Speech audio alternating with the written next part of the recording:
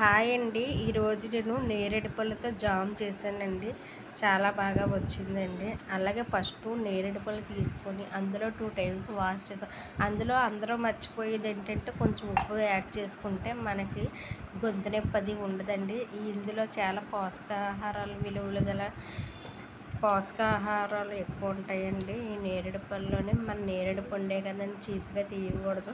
ఆ నేరేడు పండు డైరెక్ట్గా తినే వాళ్ళకైతే ఇలా జామ్, చిన్నపిల్లల నుంచి పెద్దల వరకు కూడా ఇలా జామ్ చేసుకొని తింటే అందరికీ ఇష్టపడతారండి నేరేడు పళ్ళు. మనం జామ్స్లో 2 టైప్స్ చేసుకోవచ్చండి.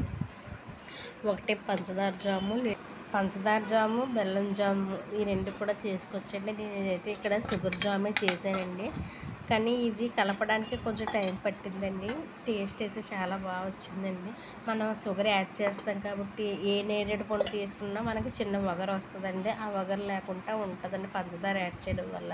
కానీ పంచదార జామ్ కూడా చాలా బాగా వచ్చింది.